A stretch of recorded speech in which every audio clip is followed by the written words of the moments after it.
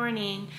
It's a snow day today. We got like, I don't know, 20 inches? No, that's dramatic. 20 centimeters maybe of snow? I don't know. So I've written off the day. I'm not doing anything today. I'm gonna maybe answer emails. I'm working on this neck warmer for a friend. Hoping to finish this today. I've been working on it for a hot minute. We're gonna do a Q&A today. I asked you guys to ask me questions on Instagram and I thought I would just answer them. I'm gonna try my best to look at the camera and not at the viewfinder.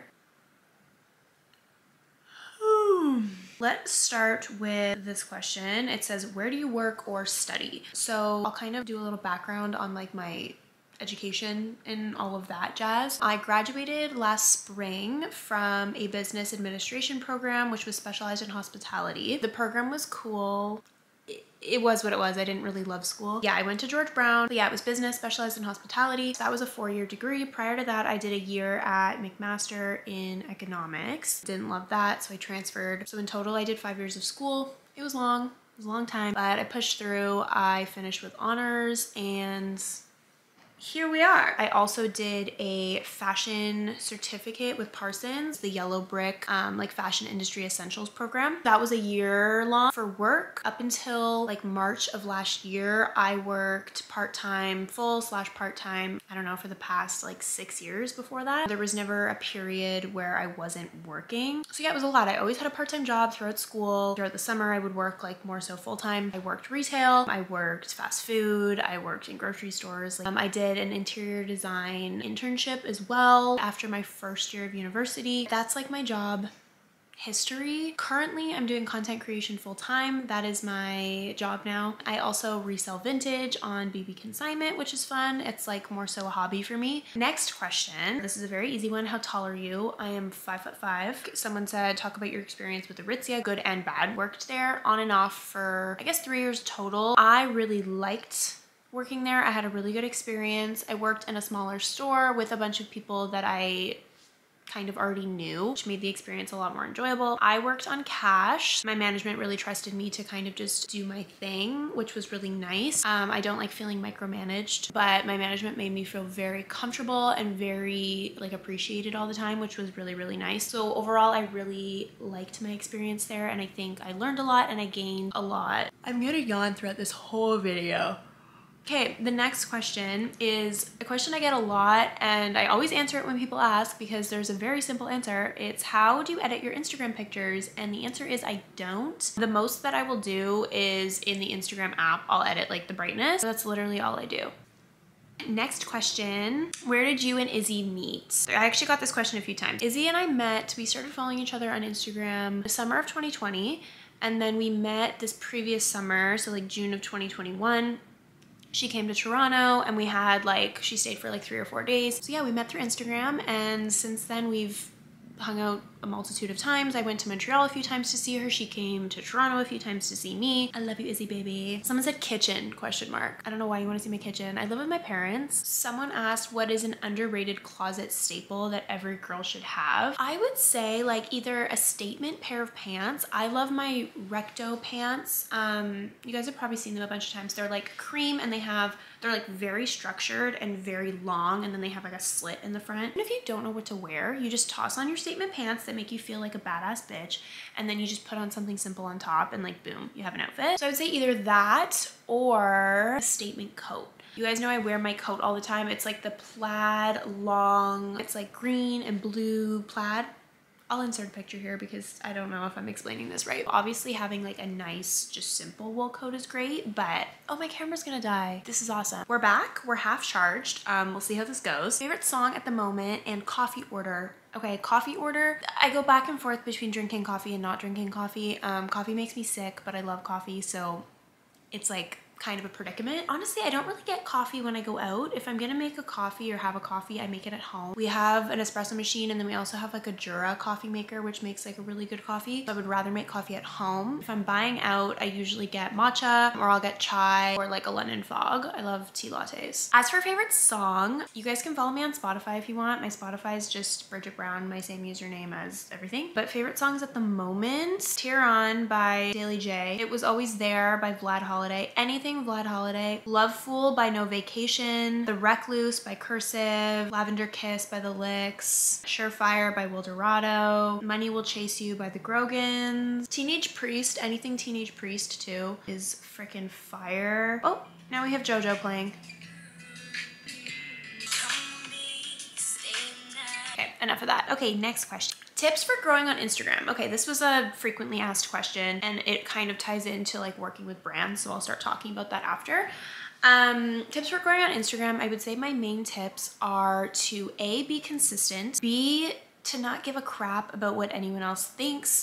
Just post what you want to post, be genuine to yourself, and I think really try to tie into something that makes you different. Try to focus on like that one thing that makes you you and really like push that. I think it's good to have a specific niche and you're gonna grow a dedicated audience based on that niche specifically. I would also say tap into multiple different platforms. Get on TikTok, get on Instagram, and just be very engaging with the people that are following you. I think that's a big thing too, is engaging, because that's the whole point. Like, you're building a community and you want to build those relationships and those like friendships almost with the people that are following you. Don't think too much about it. Don't put too much pressure on yourself. Just be consistent. Do it for you. That's like the main thing. It's like, do it for you. Don't do it for anyone else. Do you know what I mean? Like, for me, it started as a hobby. It started as something that I just enjoyed doing for fun. And then as for like working with brands, that's something that I didn't start doing consistently until this past year. I've been working with brands for 3 or 4 years now. I wasn't able to like make a career out of it until like mid 2021. So reach out to brands. I recommend, I mean, obviously you can DM brands on Instagram, but I recommend going on LinkedIn and just trying to find and connect with people on there. It's a little bit more personal and a little bit more professional. It might take time and it might seem like a long process, but you obviously want to contact the right people. Sometimes if you contact through DM, you're just contacting their social media manager who has nothing to do with influencer relations. It's me, I'm editing. I was also gonna say, when you're looking at people on LinkedIn, you can literally just search like marketing or influencer relations or PR or whoever you're specifically looking for. So you can just type in, you could even just type in the brand, and then it should come up with all of their like employees and what they do and yada, yada, yada. And then from there you can find the right people. I feel like I really answered this question poorly. Okay, next question is, are you thinking of, my dog's gonna bark now. Are you thinking of moving to a different province in the future? I think if I were to move, I would probably move out of the country. Moving to the West Coast would obviously be ideal if I was leaving the province. I love Montreal with my whole heart, but it's too cold. I can't live there. But ideally, I want to move to Europe. I don't know. I just see myself living in Europe, whether it's long term or just for like a little bit. We'll see. It's too early to know. Next question is interesting. How much are you willing to spend on a thrifted item?